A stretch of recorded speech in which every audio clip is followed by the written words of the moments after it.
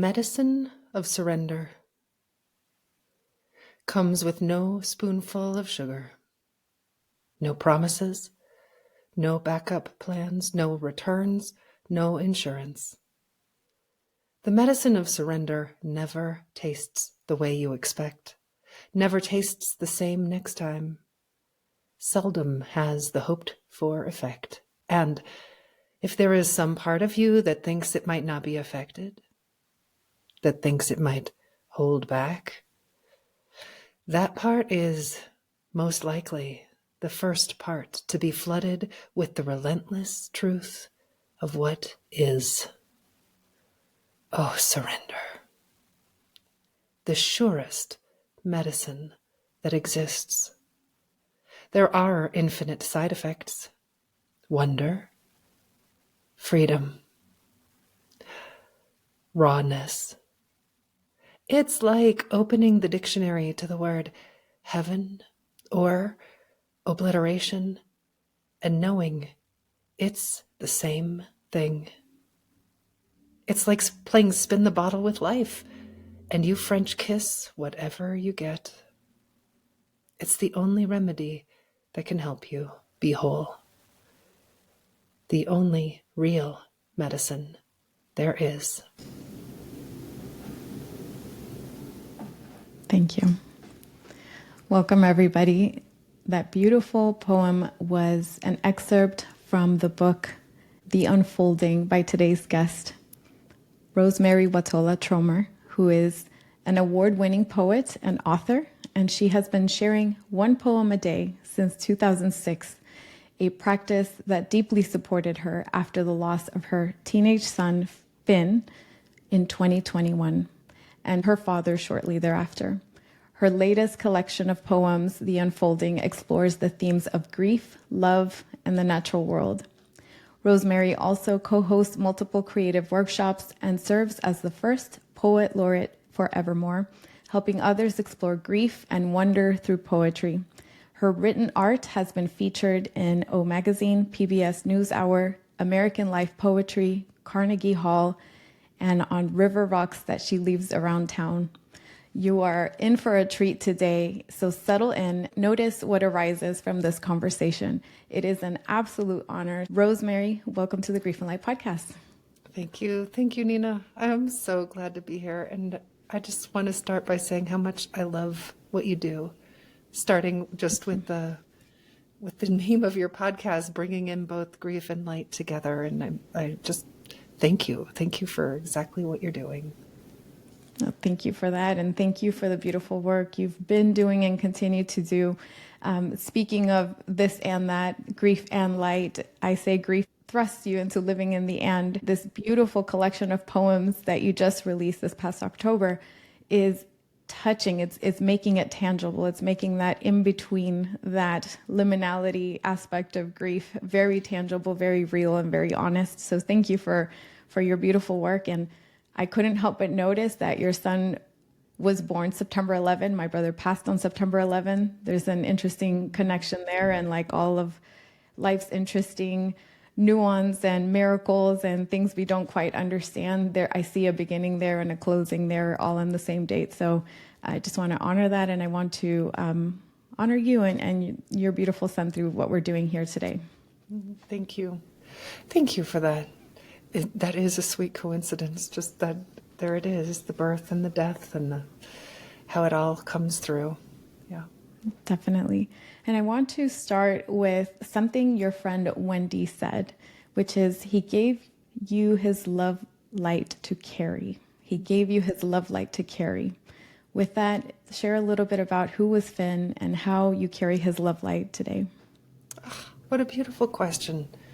So Finn was my son, born September 11th of 2004. And I think we could say that he came into the world, waited. It wasn't easy, I think, from the very beginning to be Finn. And he struggled with just being here. His whole first year he cried, and, screamed really, clearly was uncomfortable being in a body and tried to find solutions. But so I think just even the way he came in uneasy and also somehow so brilliant, Nina, almost as if the difficulty he had being in the world, he brought that much more shine just to be able to show up with that much darkness. And he was this kind of incredible light bringer, this amazing beacon of a boy who was so funny and smart and talented and like so alive in his body. He was a dancer, a tap dancer in hip hop and ballet. And, you know, he somehow just excelled at anything he tried. You know, he and I took fencing lessons and he won the fencing tournament like in his first, you know, year of fencing. It was just, it built computers but made them beautiful also. And, you know, just this kind of, he doesn't even sound real to me sometimes when I talk about all the things that he did and the ways that he was, and was also just had this kind of insatiability, this piece of him that was always wanting to be filled, that was never filled. And this kind of, like, his first word was shadow, you know, not mom, not dad, not nothing single syllable even, but, Right. you know, so I think that we can say that it wasn't a surprise that he died. That doesn't mean that, we were aware that he'd been very upset and struggling for a long time. For years, we'd been working to keep him here. And when he died that day, I was talking to my friend Wendy, and she said to me, as I was walking through the night in Georgia, "Love dove, he has given you his love light to carry." The moment she said that, Nina, a firefly lit up right in front of my face. And I was so astonished by it, you know, that, and even in that most desperate, broken moment, that there was some small beauty, some little miracle that happened. That little firefly right when she said the word light, which helped cement it for me. And those are the words I wish I could give everyone who's grieving someone that they love, and even people we've struggled with, by the way, you know, that whatever love they did bring to the world, that they have given us their love light to carry. And how do we carry that forward?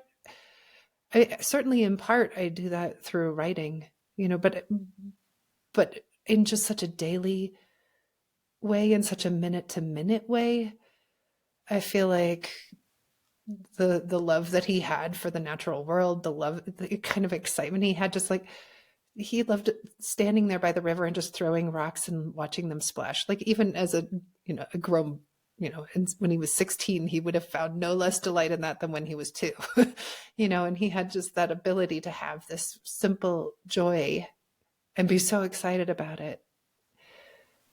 You know, I think that that's another way that I carry his love light, is just by finding that joy, you know, remembering. And I talk to him constantly, like, "Hey, sweetheart, look at the leaves today."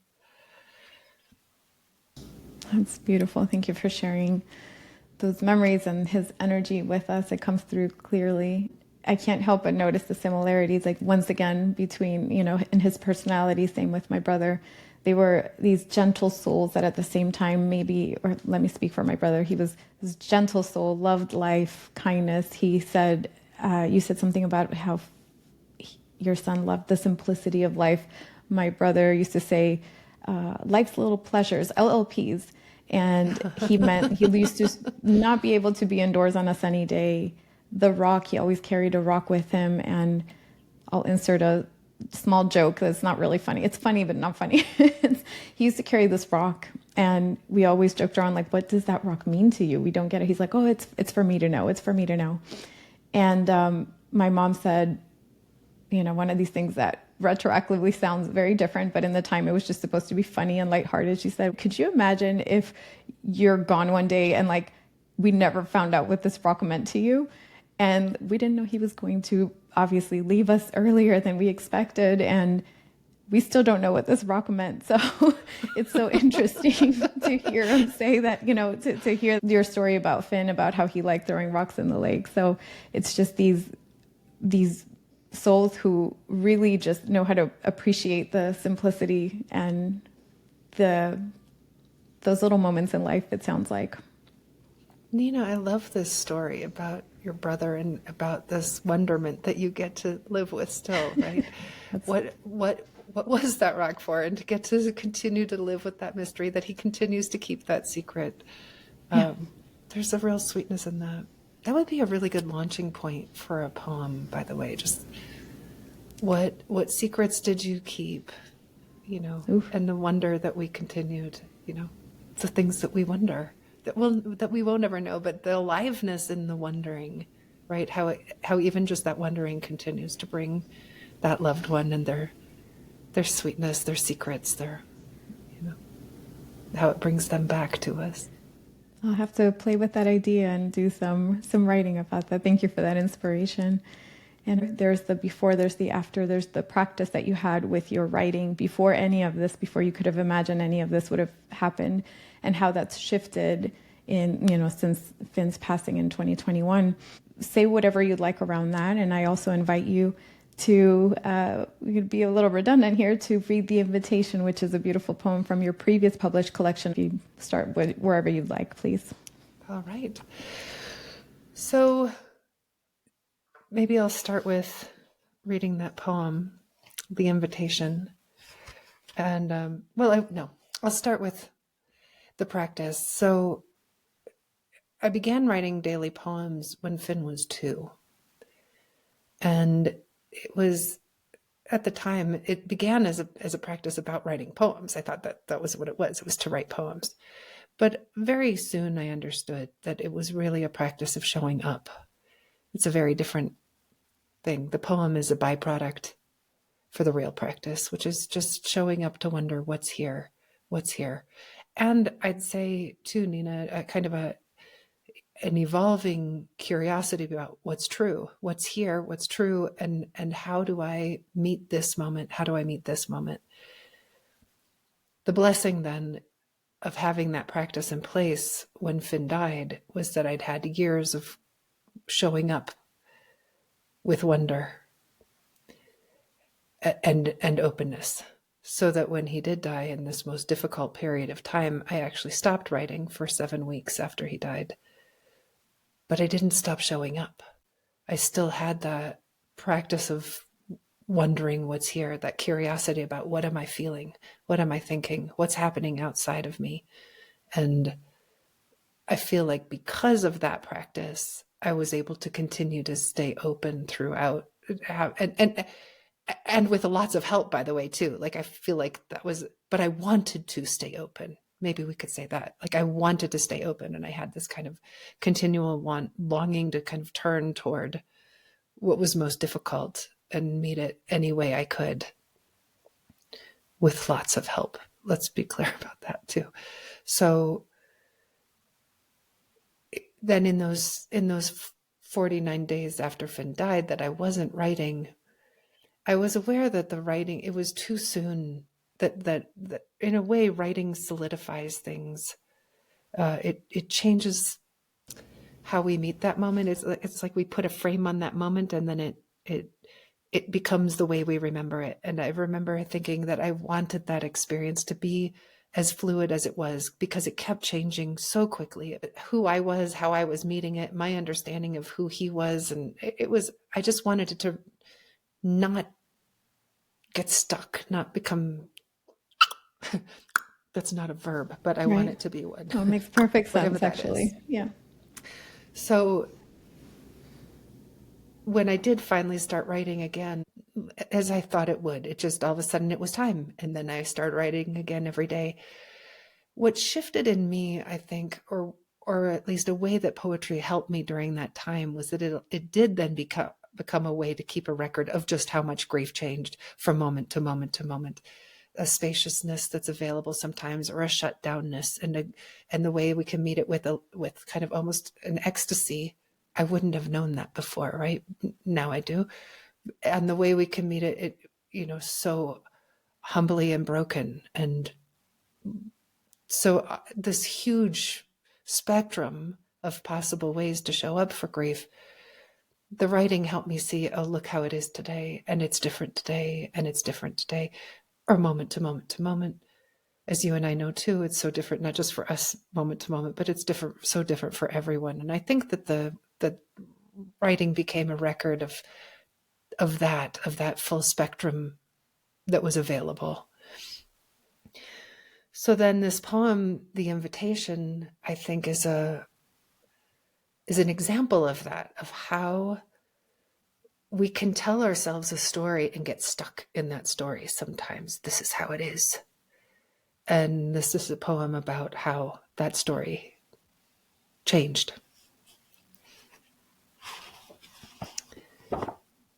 The Invitation. 2 nights after he died, all night I heard the same one-line story on repeat. I am the woman whose son took his life. The words felt full of self-pity, filled me with hopelessness, doom.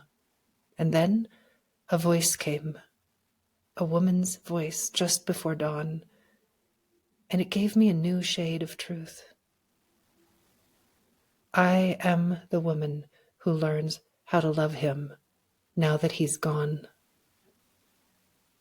It did not change the facts, but it changed everything about how I met the facts. Over 100 days later, over 3 years later, I am still learning what it means to love him. How love is an ocean, a wildfire, a crumb. How commitment to love changes me. It changes everyone, invites us to bring our best. Love is wine, is trampoline, is an infinite chorus in which I am sung. I am the woman who learns how to love him now that he is gone. May I always be learning how to love. Like a cave, like a rough-legged hawk, like a sun. Wow. Thank you. Just want to give it a moment to be felt. And if you're a bereaved mother and you're listening to this, then I'm sure that you can unfortunately resonate all too well with the words. And yet the invitation is exactly that. It invites you to a new perspective from, it sounds like what I initially felt is from this happened to me and then this is how I get to. And that subtle shift can make a world of difference. I would love for you to say whatever you like about that shift that happened for you and what that looks like for you now. Mm-hmm. Nina, you said it so beautifully. That is what happened. I hadn't thought of it that way before, but that's exactly the essence of it. This is what happened to me. That story, had a lot of pity, blame, shame. It was, it didn't feel any good to wear it, right? I'm the woman who learns how to love him now that he's gone. Like I say in the poem, it didn't change the facts. He was still gone. But I could remember so well lying in that hotel bed, not sleeping, and having that, it just, like the relief that it flooded me with this love. It flooded me with love. It flooded me with grace. It flooded me with, I'm going to say purpose, but I only mean purpose in that it offered a way forward that I wanted to go forward, that I could say yes to, that I could be on board with, that I wasn't resistant to. And that persisted. I'm so grateful that happened, 2 days after he died. I mean, but it doesn't matter. It doesn't matter when it happens. I think it just matters that it happens, Right. and does it matter if it happens ongoingly or just in a moment? Once we know something once, then we can't not know it, right? So that to know in that moment that love was possible, that meeting him, that meeting myself, that meeting this situation with so much love was possible. I couldn't not know that. And this continues to give a path forward for me. How do I continue to shine his love light? How do I continue to love him? How does this relationship continue to grow? How do I still learn from him? It's still true today. Thank you for pointing out that nuance. And I always want to offer a word of caution that it's not like, this is the path that you should, as a bereaved mother, bereaved sibling, as a griever. There's no should, and there's no clear path. And I love that you named it the invitation, because it's exactly that. And for whatever it's worth, if somebody's listening and feels, especially in the early raw stage of grief, that very acute phase and that shock and everything, there is comfort in staying there initially, because it's the closeness of, they were here, now they're not. I don't want to step away, not even an inch away from this place, because I'm afraid I'm going to lose them. There's that concern that a lot of grievers express. And if and when a person is ready, there's also this additional perspective that how we move forward can be deeply impacted by the story we tell ourselves. So shifting from this happened to me to I get to, which is not easy, and it doesn't happen overnight. For some people, it takes years, and I just want to make room for that as well. Yeah. I think is a very powerful shift that can add to how we move forward. And dare I say, lets a little bit of light in the process along the way. Lets that light in, right? And it's not that light isn't not already there, right? That light is already there. It's just our capacity to be, there it is. I notice this again and again in myself, right? It's not that the joy wasn't there. It was just that I couldn't, for whatever reason, I wasn't available to it. Yeah. And on that point, how were you able to access it? I don't see that I could ever be happy again is something I hear, or how can I ever be happy again? Or I just have to accept that my happiest days are now behind me. So I hear statements like that. How would you offer to somebody in deep grief a way to access that possibility of joy even? So I guess I have a couple of ideas. I do feel like for me, I think, like I say, because of that practice I had in place, that there was a space already made for wanting to see that. And also, I think a practice that was already in place for paradox, for the and that you talk about, right? So that even on that first day with Wendy, and I could see that firefly and be in amazement. And I think wonder, awe, that is a doorway, right? That's a doorway. If that door isn't even open at all, then one way I think to meet it, I know this myself through poetry, is to ask a question then. Is there a door? Is there a door to joy? Is there a door to wonder? How does that door open? Right? So that even there's no way to pretend you're in that place. You can't pretend it into being. But I do think you can wonder it into being. I think that we can turn toward it, even if it's just to understand that there's a possibility for it, even if we're not in that possibility. And in that way, we can be true to where we are. There is no wonder for me right now. So can we turn it into, is it true that my happiest days are over? Is it true that I will never be happy again? Now just adding that little bit of uncertainty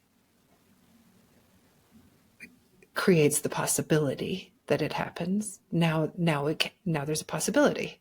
I'm not saying it happened. I'm just saying we've created that aperture. Thank you for that. I just had an aha moment as you were saying that, and it's we're now faced with the biggest uncertainty after loss. You could leverage that same uncertainty in your favor in the form of phrasing it as a question to open yourself up to possibility. So that same energy of uncertainty could be used, leveraged, shifted, can become something that can actually help us at least face the door if we cannot open it in that moment. Mm-hmm. That was very powerful. Thank you for that. Well, thank you, Nina. Then the other thing that comes to mind too is I do this a lot in my own writing, where I write not only from the point of view that I'm in, like I'm the experiencer, right? I'm not happy. But if we can write from a third person point of view, as if we're watching ourselves, she wasn't happy. She didn't think she would ever find happiness again. She thought that all her days of happiness were over. The moment we step out of the self and become a witness to the self, again, we see beyond the wall of I will never be happy, and we can see into the world where happiness actually does exist. She's just not in it. But we can, from that witnessing place. So this is a little bit of a trick, right? I mean, you're still you, but there is a part of us that is capable of that vision to see the self in the third person and tell that story.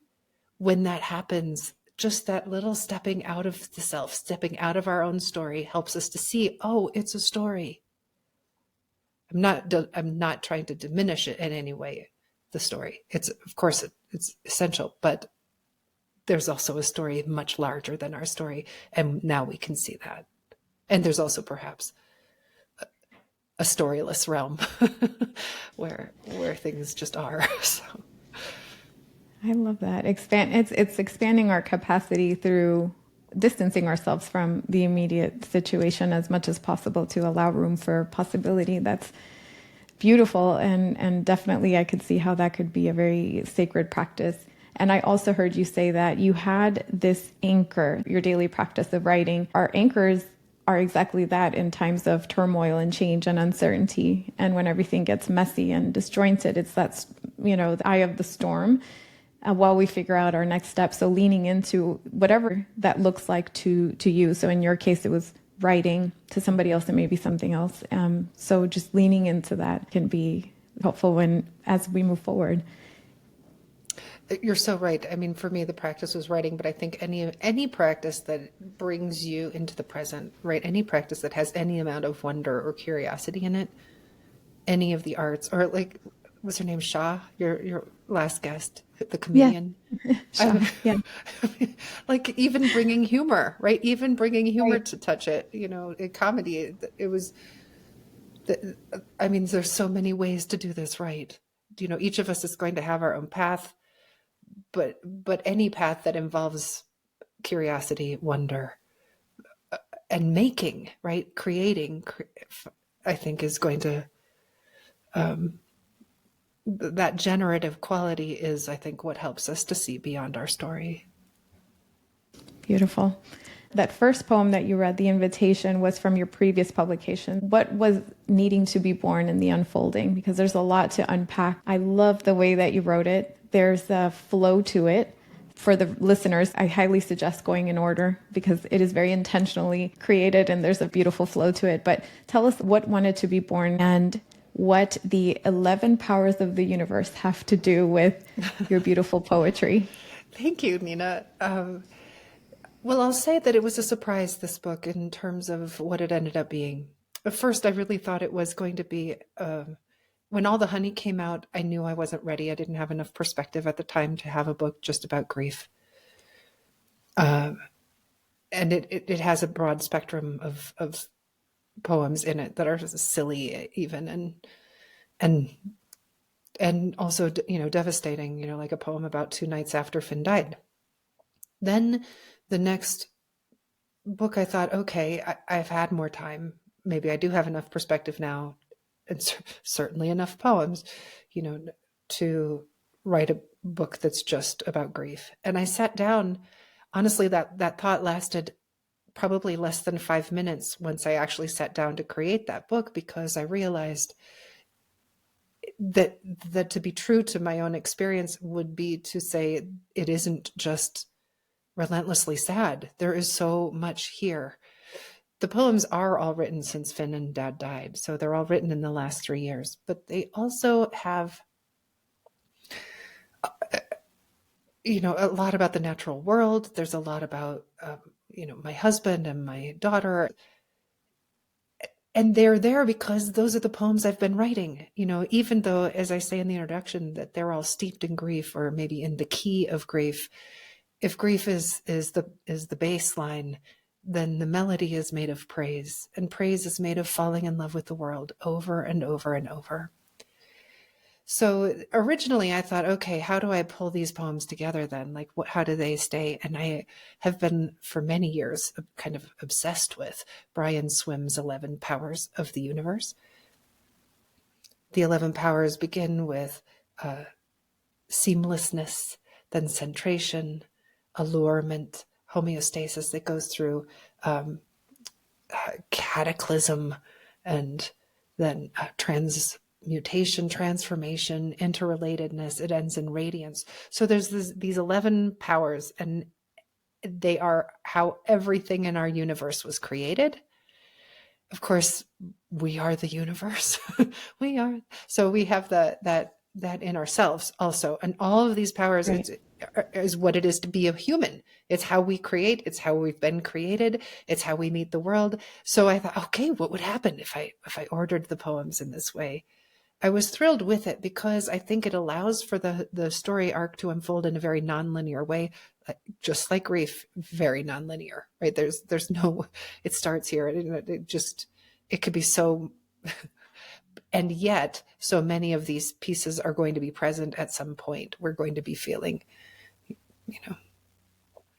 So, the editor didn't like my idea very much. She's like, that's really kind of complicated. Really?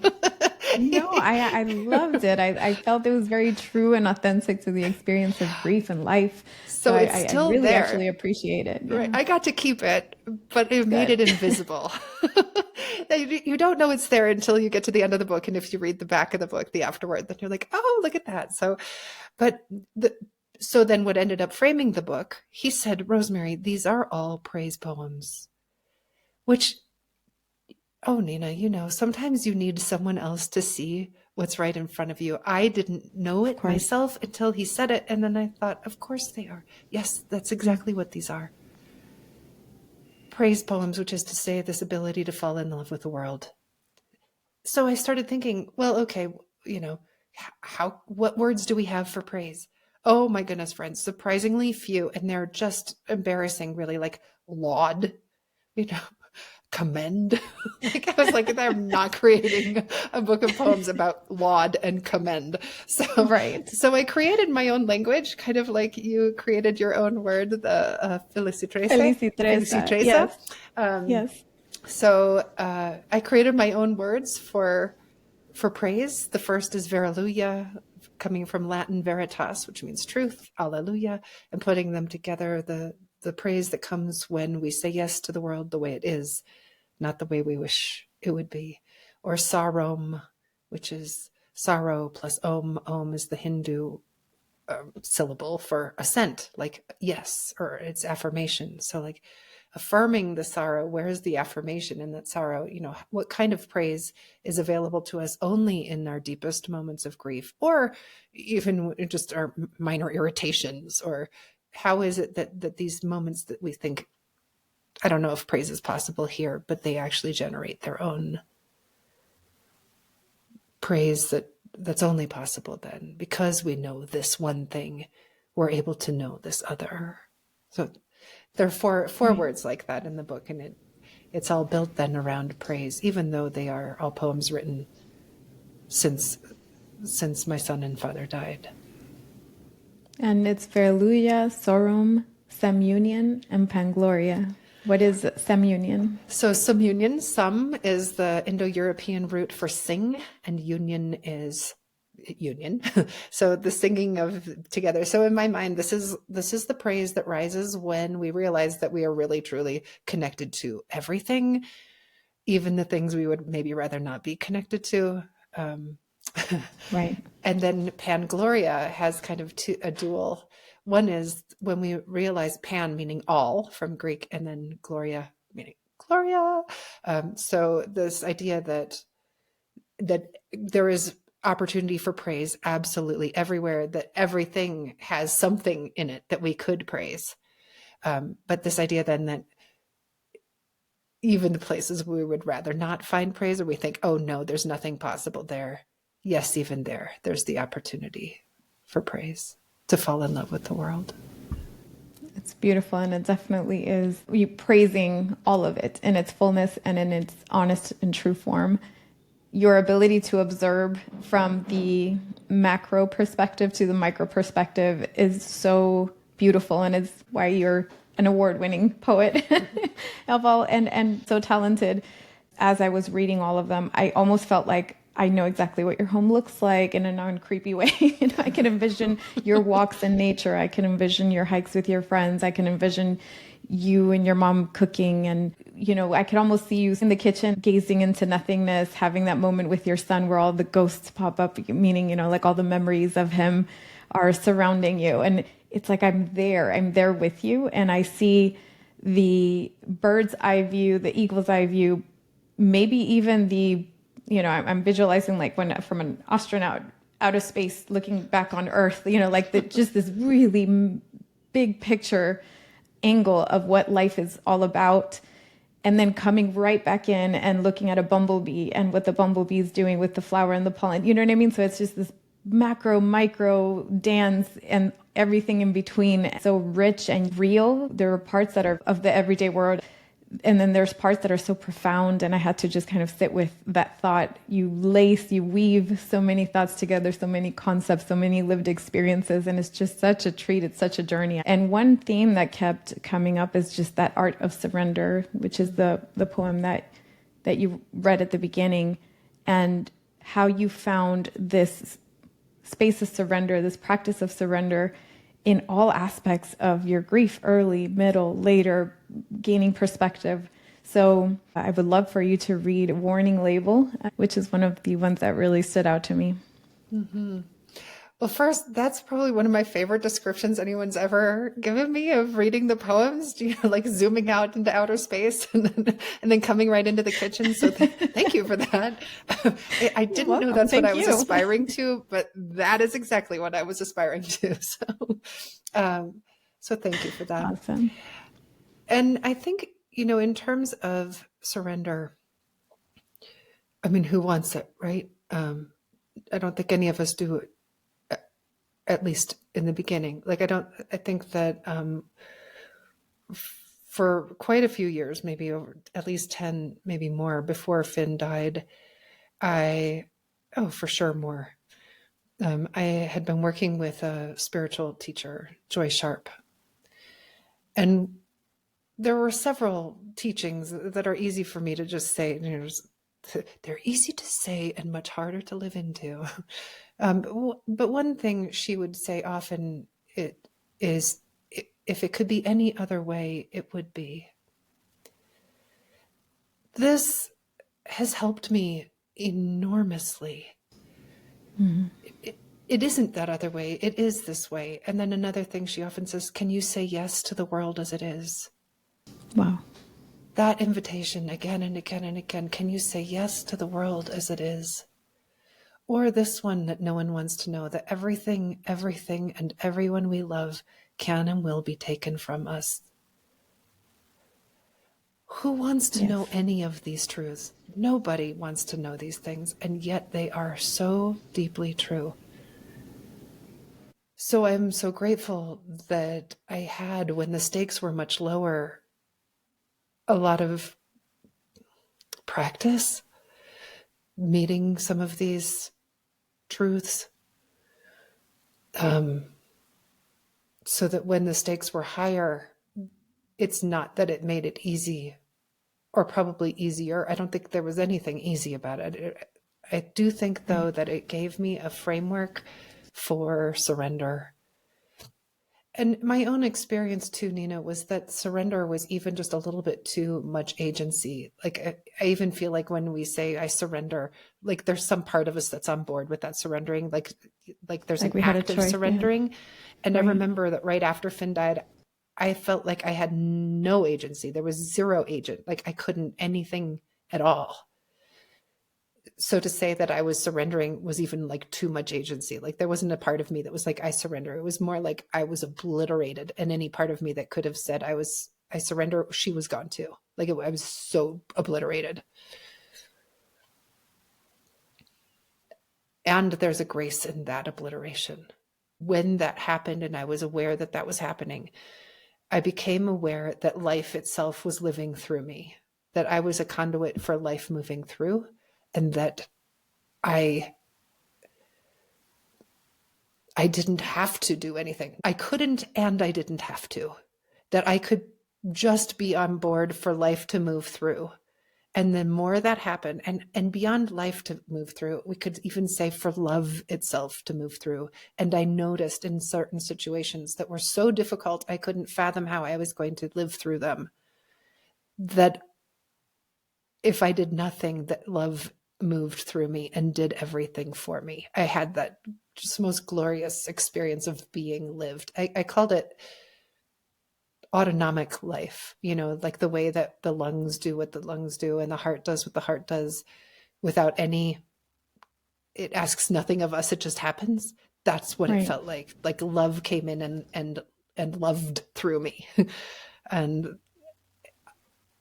like I said earlier, now that I know that's possible, there's no way to not know that's possible. Like I have all kinds of agency now. I can do things again. It's been 3 years, but I still know what that is to be lived by life. And what a gift, what grace, what astonishing grace that is.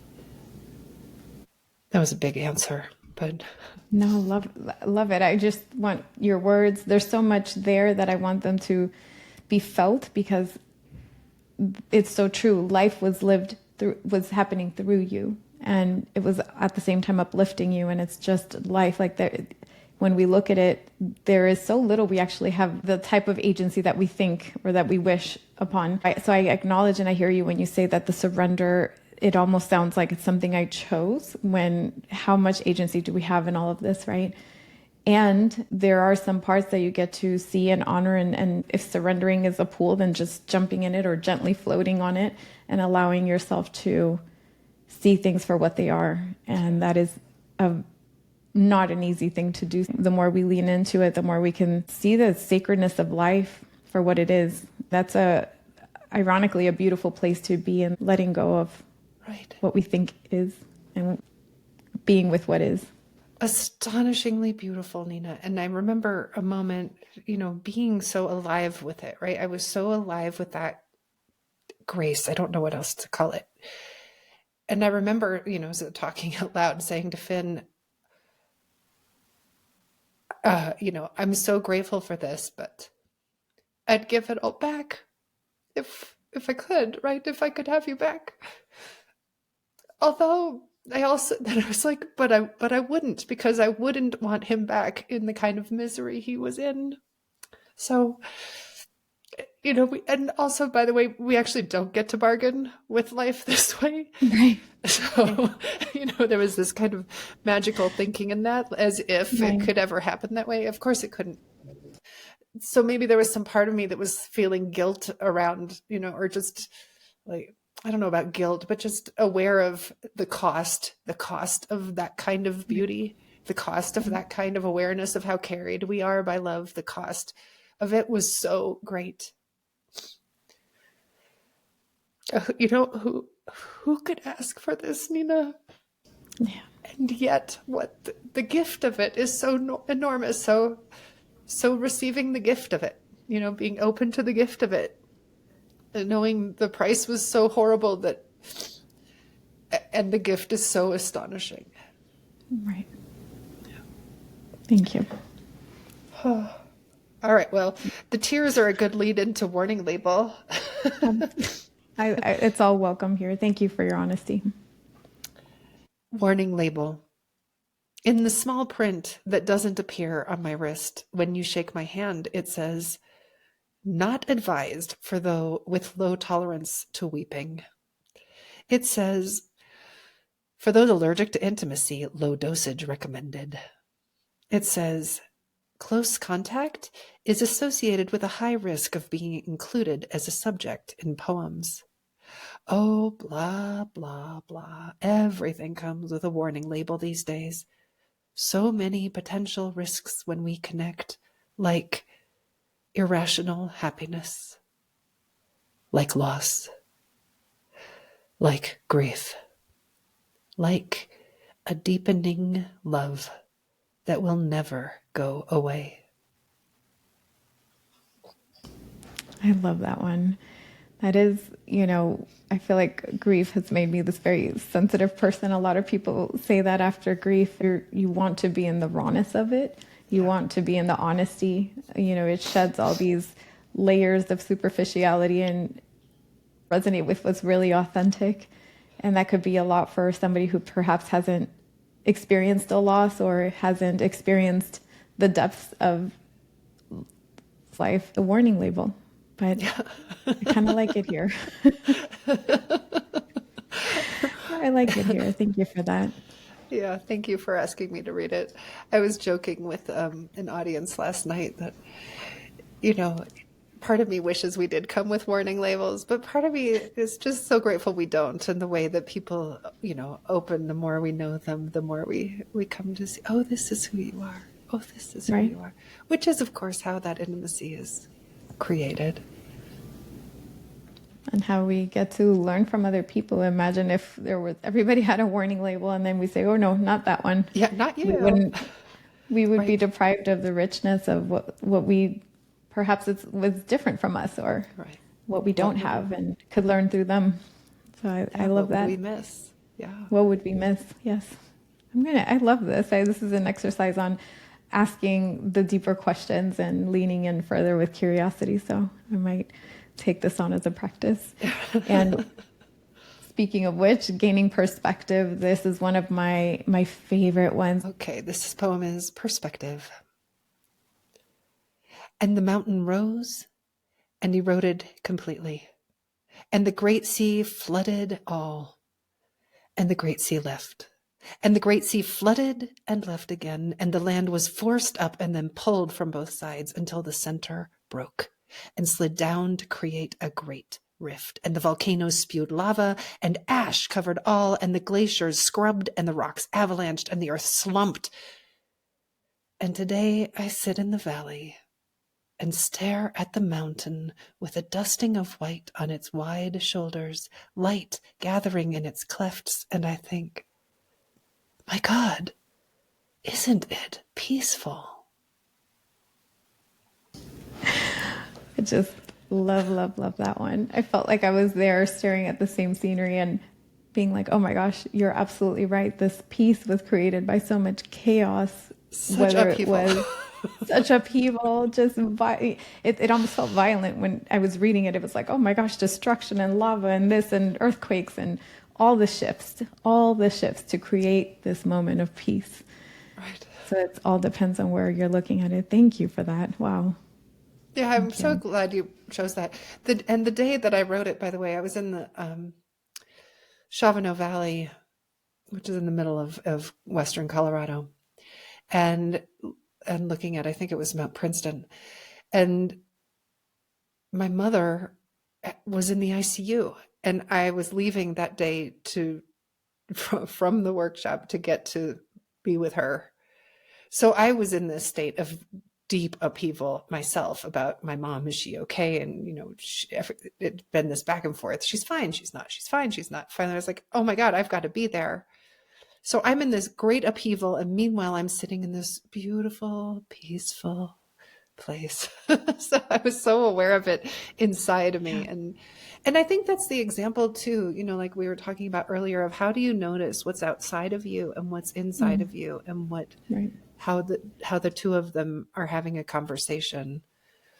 And in this case, letting it be the kind of the flip, like it seemed peaceful on the outside and tumultuous on the inside. And I was able to find that intersection by imagining back in time to when it was so tumultuous, so upended, and now so peaceful. Thank you. And it's interesting how, and I hope your mom is okay now. She's fine. She's Okay, fine. good. It's a year later, and thank you for her. She's fine. Good. And yet it was because perhaps you were in that energetic state that you were able to see that. I think that's beautiful because I live in Florida. There's no mountains here, but I used to live in Oregon, and that was one of my favorite things, just the stillness, the peace that I felt in the mountains and in the forest. But knowing that they were created from such chaos, I really appreciate that. And even when I have a moment of stillness and peace, I can appreciate it so much more because I know chaos, uncertainty, and feeling like you're standing on water rapid. The contrast is so important to be able to appreciate what is when it is in its current form. So if you have peace, if you have a moment of solitude, if you have a moment of joy, it just becomes that much more valuable. And like you said earlier, what a cost, right? We like to have this magical thinking that maybe we have some kind of option, or we had some kind of option, and that's just not the case. Like, they are no longer with us. So what do we do with this time we have now? What perspective do we give it? How do we give it meaning? What beautiful questions. Yeah. Thank you. I want to give you the opportunity to read the one that, or the ones that you feel like sharing, because I know I have a list, but unfortunately we don't have all the time, and I want to be respectful of your time. Well, thank you. Maybe this one for my daughter. I guess I want to say that I'm very aware that I still have a child, and that it's so important to continue to honor her and her path. And I think I became aware instantly, right? Like, truly, that same day that Finn died, I remember I couldn't eat, and I was, distressed. And my daughter said, "Mom, you need to eat." And I thought, okay, like, you figure out how to eat food. There is no way you let this girl worry about you. Like, she needs to be able to have her own path through this without thinking that she needs to take care of you. So it was an immediate invitation into self-care, self-compassion, self-care, so that I guess I was in that moment then aware not only of how I needed to care for myself, but how important it was for me to care for her. And part of how that looked was making sure that as I was giving all of this attention to my own grief for him, that I didn't stop nurturing her in her blossoming. And I guess I'm saying the same thing 6 times in different ways, but No, I get it. And that's one thing I really noticed and appreciated. You see her. I felt like you were really seeing your daughter and your husband, and your mom. And, so you were in your own grief, and you were trying to unfold and figure your own reality and lean into your curiosity. You also saw them so profoundly. So I do want to acknowledge that you did that beautifully for those loved ones around you. Thank you, Nina. Thank you. Yeah, even the other day, meaning, this summer, I was aware that I was taking flowers to I grow flowers in the garden, a lot of them, and I would take flowers to Finn's grave.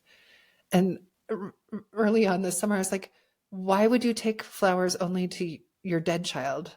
And I started putting flowers in Vivian's room, every time I would send, or That's even beautiful. beyond the times that I would send them to take them to Finn. So just noticing where that, because it makes so much sense, right? That our attention is gone to this place that hurts, right? That what hurts the most gets the most attention in a lot of ways. And so Sure. I was glad for that. This is for Vivian, the one who thrives. And I wrote it on the year anniversary of Finn's death. She has learned to bloom like the tuberose, opening in the light, but becoming more potent in the dark. sweet scent of honey, tenacious scent of jasmine, the hard-won scent of hope, scent of the one who has learned to thrive when thriving doesn't feel possible, scent of resilience, scent of I can, scent of the one who finds grace on the inside, scent of elusive beauty, scent of the one who meets the soils made of sorrow, who brings to the world a gift as astonishing as a night blooming flower, a gift as honest as the moon. Beautiful, beautiful. As a bereaved sister, Vivian, I send you my love. And I know this is not easy, but your words are a balm to the soul of so many and to this experience. And I always felt like living in the in between. I always felt like I was living in between spirit and earth. And how do you even put words to that experience? These are the words to this experience. So thank you for this gift. It is a beautiful, beautiful read. It is powerful. It is heartfelt. I cried. I laughed. I felt all the emotions. So if somebody is going through deep grief or just grief in general, or wants to get curious about what this experience is and can be, this is an invitation to read The Unfolding and all the other beautiful works. So thank you very much, Rosemerry. Thank you for being you. I want to give you the opportunity to add anything that you feel would make this conversation complete for today. I feel like no conversation's ever truly complete, but just for today, say whatever's in your heart and whatever is pending for you to share.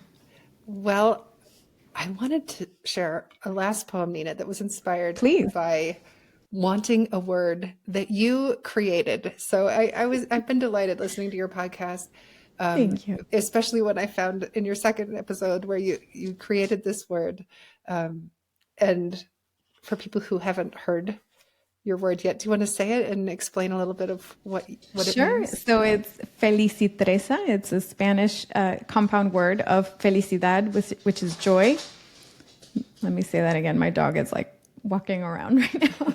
So it's a compound word in Spanish, felicidad, and tristeza, and it's Felicitreza. So it's joy grief, essentially, but without the hyphen. So it's a blend of the two. And this is the word that I longed for when I wrote this poem. The poem is called For When People Ask. And it's really, I think anyone listening to this podcast, I'm sure, had this experience of people come up to you with just the best of intentions, and they say, "How are you?" What are you supposed to say? For when people ask, I want a word that means okay and not okay.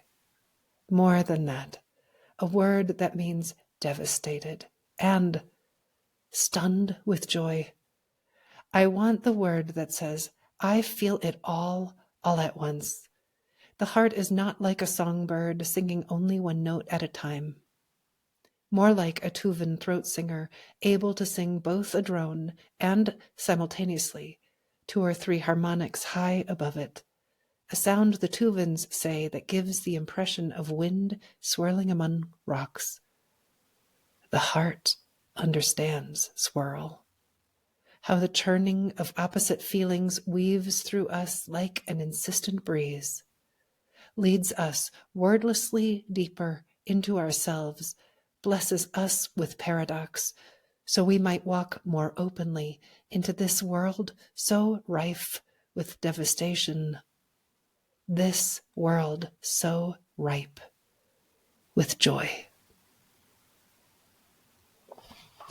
Felicitreza. Thank you so much for that. That was beautiful. Thank you. No, thank you, Rosemerry. And where can people find your book? Where can they find more information and anything else that maybe is coming up for you this year? Okay. Well, you can find the daily poems. I do a crazy thing. I write them and put them into the world every day. You can find them on my blog, which is 100fallingveils.com. You can also listen to them every day, curated on an app on your phone called Ritual, and the program is called The Poetic Path. It's only available on your telephone. There's a small fee for that. The blog is free. And I also offer writing prompts then every day with that. My website is wordwoman.com, and on there you can find anything that I'm doing, including in December, I'm doing a program again for Evermore, in which we'll be, and Evermore is an incredible bereavement organization. Please visit evermore.org and find out more. They have so many resources for people, and they also offer these classes that I'm teaching, in which you can explore your own grief through writing. And if money is in any way an issue, no one's turned away. So you can just ask for an angel ticket and get that. And well, I guess I just want to say thank you. Thank you so much, Nina, for everything you do. I'm so grateful for this podcast and the way you bring your whole self to it and open up this world of grief and light, just like you say. Thank you. Thank you as well. I will link all of that information in the show notes. It has been a treat. This is just but the tip of the iceberg, a little sample of the unfolding. So I highly recommend that you get it. And again, Rosemerry, thank you for being you. Thank you for your time. And thank you for putting your gifts out into the world that will resonate with so many of us. I really, really appreciate you. Thank you, Nina.